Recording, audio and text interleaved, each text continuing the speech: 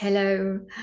For those who don't know me, I am Karina. I'm a Feng Shui expert and manifestation teacher, and I help people to permanently raise their vibration and also raise the vibration of their homes and environment at the same time so that they can manifest faster in love, health, wealth, relationships, and career success.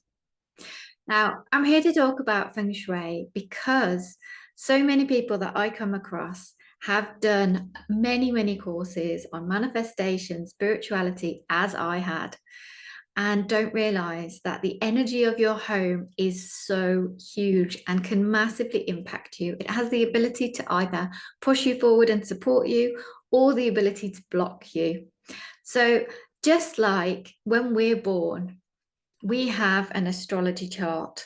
So we have a certain time and date where the universe says that's the moment. And then that person has a specific astrological timing and has features and things that will happen based on being born at that time and characteristics. So a home is exactly the same. And I like to think of it as kind of just like there are times where you will be around people and they can drain your energy. And you know when you've left them that you don't feel as energetic as before. And it has been proven that people do draw on your energy, and they can take energy from you. Or you could be around really supportive people, people that really build you up, and you will feel uplifted and you will feel supported. And that is exactly the same as your home. But actually, your home is bigger than you. It's bigger than us. It has way more energy. And usually, well, always, the strongest energy wins. So, unless you have a really, really, really strong masculine kind of energy where you're pushing forward and pushing forward and pushing forward, you might feel like you're coming up against some kind of resistance. So, it might be because your home is not supporting you. So I'm going to talk today about some ways, a little bit about the history of Feng Shui, what it means, how the energy works, and then some ways where you can utilize the energy and support bringing in more abundance and more good things. So when we talk about Feng Shui just basically means wind and water. So it's all about energy. Now, everything is energy. And when we were born, we have a specific date and we have an astrological chart, as I mentioned. So we also I look at classical feng shui and flying stars feng shui, and I look at the combination of them both. Now, there are lots of different types of feng shui, and you might see and hear lots of different conflicting information, but go with what works for you. So what I go with is the classical feng shui is when a home was built, we have heavenly qi, earth qi, and man qi. So these are the three types of energy, and in Chinese history, astrology, and feng shui that we utilize. And it basically means that the house was born or built when, firstly, the earth was dug up, and that's the earthly chi. Secondly, when man was there to either move in or to start digging and working there. And also then when the roof was put on, and that's the heavenly chi. So there are three different energies. And when those energies were all collectively put together, which is very likely to be the same year that it was first built, then this is what we call the date of construction. And this is the date that I would use in a feng shui chart. And then there's also a compass direction. So some people will follow what is known as black hat to feng shui to some people. Now, I don't follow this. It's just where I feel like it's kind of where the East has moved over to the West and it's been a little bit construed kind of the wrong way. But it's all basically about the energy flow and how every single home, just like every single person, is an individual. Now, as I said, the strongest energy wins. there are different areas in the home and different energies in the home. And just like me, you may have done lots of courses and you might have thought, this next one is going to absolutely crack it. And I know that this is going to be the one. This is going to be the thing that changes for me. And I'd done so much inner work, like so much. I did a Bob Proctor course, I'd done a Tony Robbins course, I'd done Marissa Peer courses, I've learned EFT tapping and hypnosis, rapid transformational therapy, manifestation techniques. I've learned from a spiritual master. I've learned 4 different types of Reiki. I literally felt like I'd done it all, but I really felt like I was like pushing against something, like, what is it? What is it that is blocking me? And then suddenly I came across a Feng Shui master. Now, I have been into Feng Shui for 20 years. And when I think back, it actually helped me to get pregnant. It definitely helped me to sell my home. The last time I moved, it helped me through a divorce. And I'd forgotten about it, or had not spent as much time on it, because you can only see what you are the vibration of. So obviously there was supposed to be a point where I was going to come across it and learn Feng Shui mastery and have my very own report. And I found out in that report that my home was good for people, bad for money. And that was like a massive shock, but also a big relief, because I knew I could do something about it and it wasn't just me.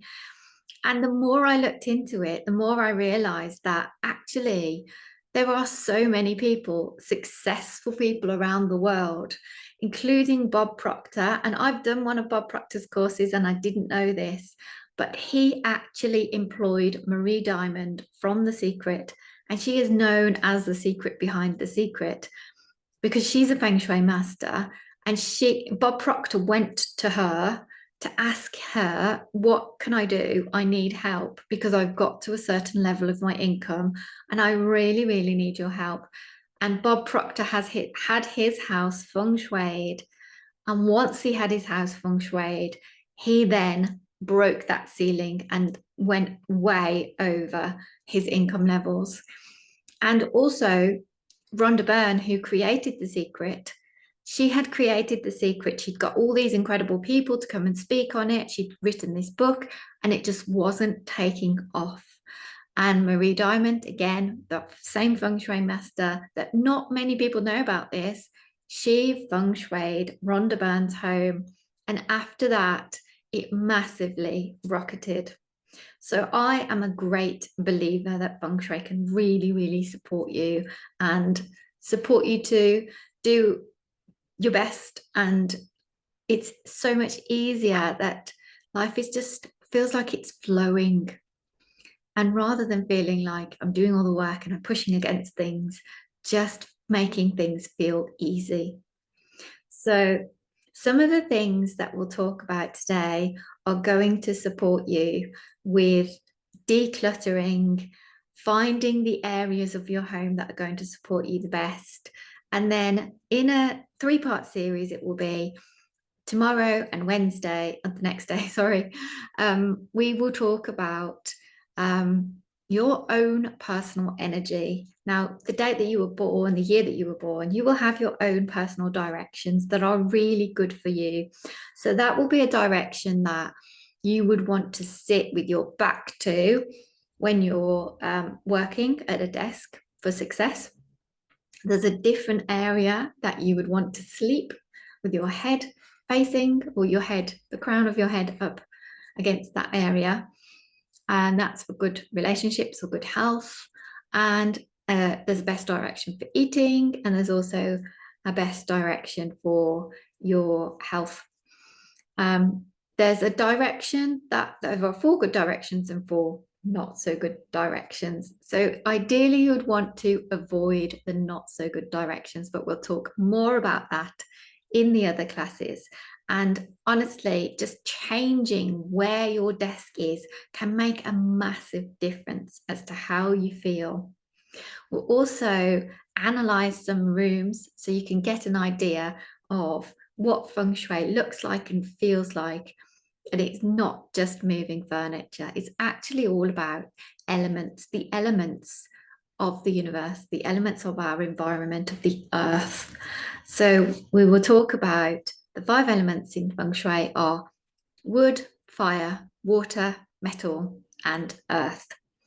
Now, each each element has a specific energy. Some of these energies are positive, and some of these energies are negative. And the feng shui elements, the feng shui fixed stars, so there's fixed energy from when your home was built and based on the direction. That fixed energy is fixed for 20 years. So we've just started in February 2024, we started a new 20-year cycle. So this fixed energy of your home will be fixed like that for the next 20 years. Then we have the 1-year cycle, which is called Feng Shui Flying Stars. And the flying stars moves every year, and it also moves every month. And it moves actually more than every month, every day, every minute, but it's too much to take note and to follow it for that long or for that often. So I analyze in a personal report for someone, I would analyze what's the feng shui energy for the next 20 years and how does that interact with the annual. And then I also have a newsletter coming out shortly, which is an update every month on the energies of that month, where the energies are in your home, and how you can utilize that to support you. So if you haven't already signed up, email me, karina@thegracefulhealer.co.uk to get on the list, or you can go to my website and get on the waiting list for that. So we will start by talking about your kitchen. So just briefly, kitchens and bathrooms are huge because they have a lot of energy in fire and a lot of energy in water. Now, water represents abundance in feng shui. So you might see lots of people in China having water features outside. Now, having a water feature outside is a feng shui remedy, but there is a specific place that it needs to go. And if you put it in the wrong place, or you put it in somewhere where there's bad energy, it can actually emphasize the bad energy. So anything in your home where you have fire and water, they are in what is known as the destructive cycle. So they will clash.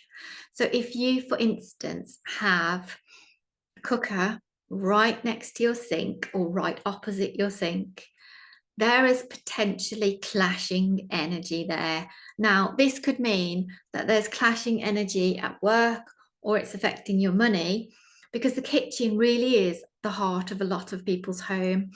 And we think of food as abundance because it's obviously what nourishes us. And the cooker and the fridge are really, really important for that. And then the water element, as I said, water represents money because a lot of people will use water in order to activate areas because it's moving. So when we have this big fire and water clashing with each other, it could mean that you have money coming into the house and going out straight away, or it could actually even create arguments within the house. So one quick solution for that is to put something green in between. So green represents the wood element, and in the cycle, wood would soak up the water and fire burns wood. So the wood in between would kind of gently remove the stagnant, the strong energy that's going against them, and it would kind of use it up a little bit. So if you're having lots of people or people in the house that are arguing, especially now, take notice when you cook or when you have your dishwasher on, or when you're washing up in the sink, if you have your cooker on and the sink's going, and that water and that fire is moving, and then there are arguments, then you really know this is what's causing it. If you put this green tea towel, you could put a small plant there. A plant and a green is representative of the wood element. You wouldn't use a chopping board or anything like that, because wood is only workable when it's live, so a live plant. Fresh flowers would potentially be wood, but only for the time that they're alive, so it's not going to be for very long. So a plant, a luscious green plant, preferably one that is growing up, because growing up we represent as abundance expanding, not one that's flowing down. So there's tip number 1. Tip number 2 for your kitchen and your bathroom: fix any leaks, any cracks, anything broken, squeaky doors, broken chipped glasses, cups, crockery, vases, anything like that. Any kind of cracks or anything broken is representing stagnation. And you have to think about your home as if you are a king or a queen, and think about, would royalty have this cracked bowl, cracked plate, cracked mug, whatever it is? And even if you don't have the money to release it and buy new ones, let it go and watch what the universe does. Because the moment you let it go, you are trusting that the universe will send you new. And just trust, let it go, allow it to be released, and then just see what happens. Because the universe will always replace something, because the universe wants to fill a hole with energy, but you can't get more in if you don't make space, first of all. So fix any leaking taps. As I said, water is representative of abundance. Now, when you have a dripping tap, it literally means money is leaking out of your home. And I'll give you an example. So someone that I know had an Airbnb, and it was rented out every single day, and it wasn't rented out for these 3 or 4 days. And she said, I'm sure there's something wrong, because it's never like that. And when she checked, it was a tiny little leak, but there was a leaking drip coming out of underneath the sink. And as soon as she fixed it, it was back again. So you have to think about leaking taps, leaking pipes, leaking water, leaking anything, cracks as leaking money. So every time it drips, you think that's $20 gone, that's £50 gone, that's whatever. And once you fix these things, you will really notice a difference. There's a third tip, not necessarily for the kitchen and bathroom, but just when you enter your home. So when you first enter your home, you want to come in and feel good. Now, this is representative of not just abundance, but all good things. So as you walk into your home, do this exercise. Stand outside your home, look at the front of the home, and see how you feel. Think about, what is it that I see? Look at it with a really, really conscious mind, that you're aware now. Just pretend that you are just about to buy the house. Someone else was coming in. How does the home look from the outside? And how does it feel to you as you're standing outside of it, looking at the front of it? Because your home should be welcoming, and the good positive energy is coming in the front door. It's coming in from the main road or from the main entrance. And if your home is not welcoming to people, they say actually, if it's inviting to a toddler, and a toddler would want to look and stay and look for more, then actually the positive energy would too. So think of it like that. So look at the outside of your home, and If your home isn't clean, if your front door isn't clean, clean your front door, clean your windows, because the fresh positive energy is coming through those windows, and any kind of dirt, clean the blinds, anything that is there is potentially blocking that positive energy coming through, and you will really notice a difference. Then, as you open the door, do the same thing. Open the door, and as you walk into the house, does it uplift you? Or do your spirits lower? Do they sink? How do you feel? Are you even aware when you walk into your home how you feel? Do this exercise and see how it makes you feel. And if it's uplifting, then congratulations. And I'm really happy for you, because we can spend up to 80% of our time in our homes. So it's huge, and it has a huge impact on us. There's no way that we would be able to be around a person that is constantly negative and constantly drawing on our energies without it affecting us. And so it's exactly the same when you're in your home. So when I say to people, doing all of this inner work and then not doing feng shui is just like wasting your time potentially, because I say that because it's the same as if you were doing lots of work and then you were like working on yourself, as in your mindset work and releasing trapped emotions and being positive, and then going home to a narcissist, going home to a partner who is really verbally abusive or just really not very nice. You would just go round in circles. And that's how people feel when they're doing the inner work, when they're manifesting, when they're doing emotional work, mental work, and they're not working on the energy of their home. Now, it's brilliant if you've walked into your home and it's uplifted you and it's felt good.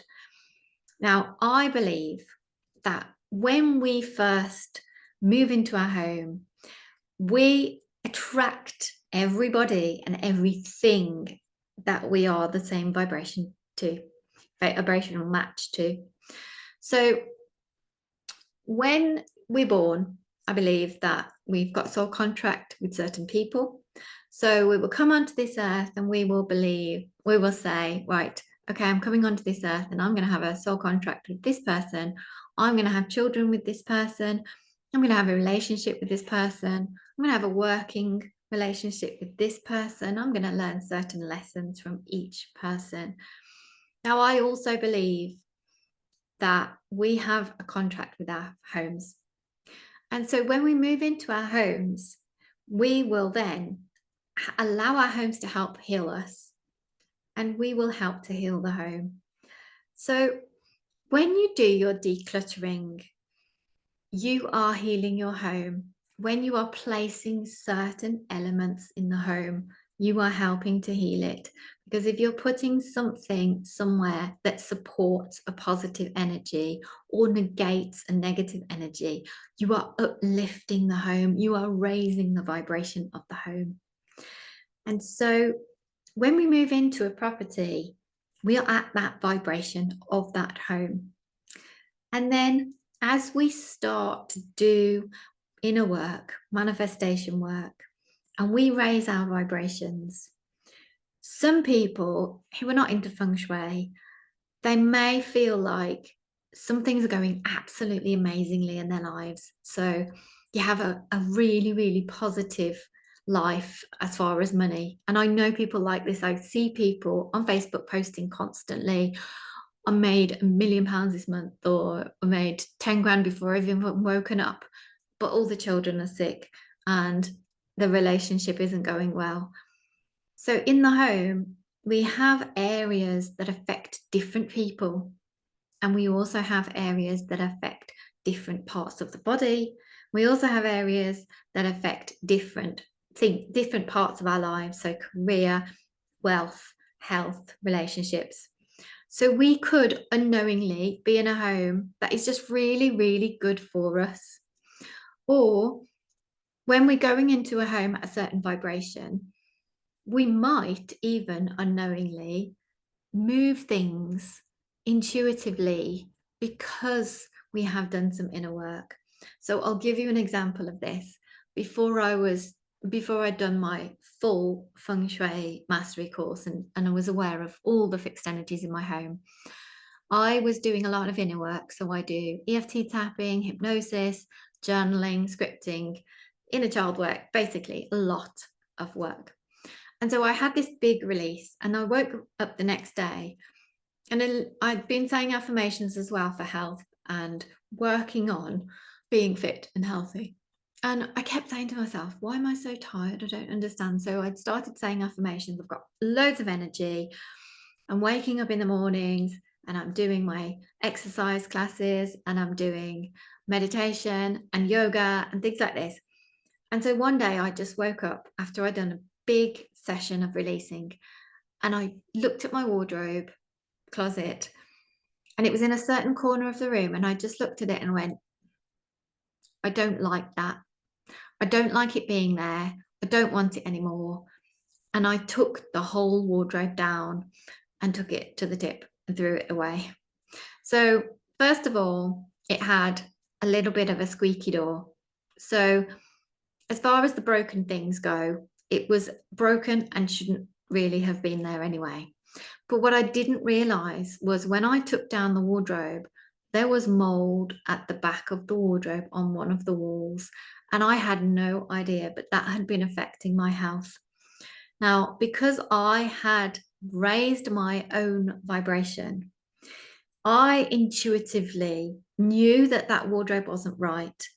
And then when I did the fixed energy of the home, the 20-year cycle energy of the home, in that certain area, it was not good to have what is known as a mountain or high furniture. So there will be some areas of your rooms or homes where it's better to have support and some areas where actually it's better to not and to have it open and free. And I had no idea about this, but I did it intuitively. But now I would much rather know in advance. So it's so much easier. So I am so happy that I have done so much inner work and that I was able to do that. But some people might just feel like actually we've got to a certain level and a certain vibration and we don't really feel like this house is right for us anymore. And that's when people move. So you feel like you've fulfilled the contract on that home. However, if you don't want to and you do feel like you're stuck, then start with decluttering. Now, each area of the home represents a different part of our lives or something different to manifest. So you may want to grab a piece of paper and a pen, pause the video. So I'm going to talk through the Bagua of the home very quickly. So if you take the compass direction of your home, you would take the direction as you are standing at the front of the home in the middle of the home. And sometimes it's at the front door, not necessarily at the front door. Basically, the facing of your home, it's usually where there's most activity, most traffic, most yang, but not always. It's usually where you would take a picture of your home as if you were selling it and you would say, that's the front or that's the facing of the home. So that's what we call as the facing. The sitting then is usually at the back of the home, but the most quiet area. So the facing area of the home, as you're standing facing out, you take a compass direction and you can do it on your phone. It's not going to be as accurate as if you have a proper full home report or a professional compass, but it is going to help.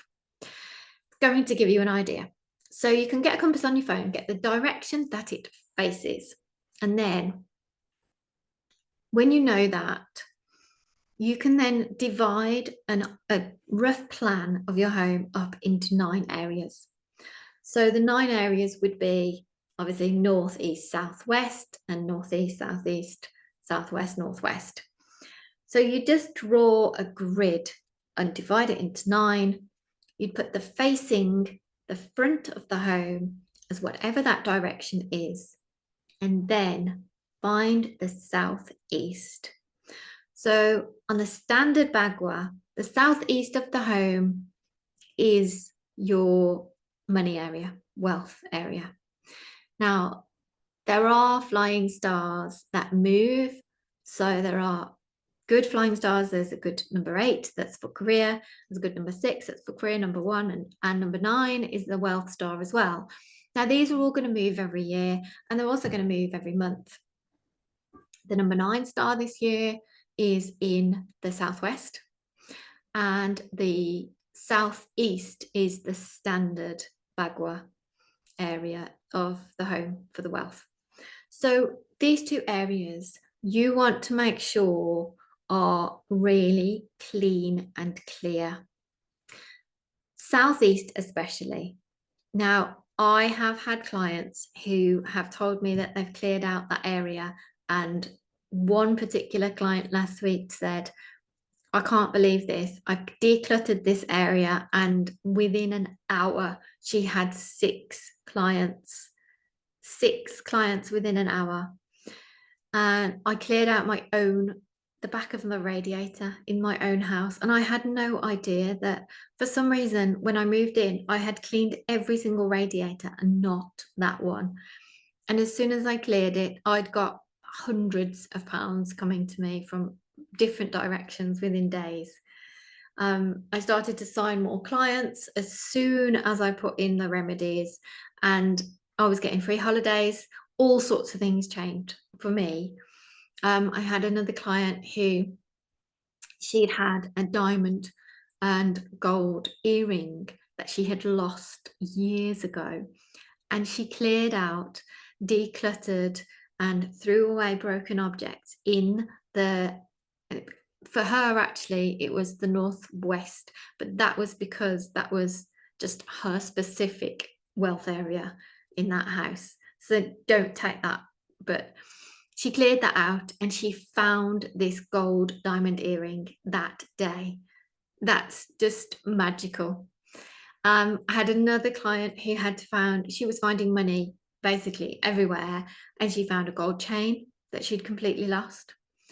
So it can happen. There's so many things that can just magically awaken, because what you're doing is just the same as when we do EFT tapping, we do meditation, we release these emotional blocks. We're effectively releasing blocks in our homes. We have these energetic blocks or stagnation, even just cobwebs in the corners of the rooms. Look at them and see them as energy stagnating. And as soon as you clear them and as soon as you move them along, it's going to help either your health, relationships, money, career, whatever it is. But it's good to have a clean, clear house, especially in the southeast. Now, I'll talk more about how you declutter, how you cleanse your home and raise the vibration by cleaning it, clearing it, and doing energetic cleansing. And I'll also talk more about your own personal trigrams and bagwas. But for now, we'll leave it there. Go clear out the southeast of your home. Look at the front door. Clean your front door. Clean your windows. Have a welcome mat. That's the most important thing, to welcome in the energy. Some beautiful flowers at the front of the house. Even the number on the front door, paint it if it needs to be painted. Make it look attractive. So when you look at your home, you look at it and love it and uplifted. Remove the weeds or dirty path. Clean your path. Clean outside of the home in order to welcome in the positivity. Let me know what happens when you clear out the southeast, when you cleanse, and when you get rid of all these old things. Clean up and fix the broken leaky taps, the broken pipes, the leaky pipes, any bulbs that have gone, any squeaky doorways, put some oil on them. I actually use washing up liquid. It works just as well. But make sure that you have a good flow between the homes. And last but not least, do not leave shoes at the front door. Shoes and coats at the front door are a no-no. Think about, would a king or a queen have their shoes and coat out at the front door? As you open the front door, you want to be able to enter your home positively, feeling wonderful, and walk in and have a free flow of energy. So even if you have to get IKEA boxes, whatever it is, to just pop them away so that they can't be seen and they're not cluttered and in the way and people can't see them, then just do that. Move them out of the way and allow a free flow of energy.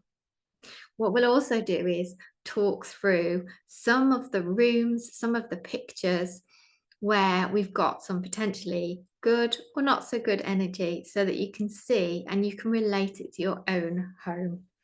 So make sure you look out for tomorrow's masterclass, and I will send you some more positive information to uplift your home and uplift your life. Thank you.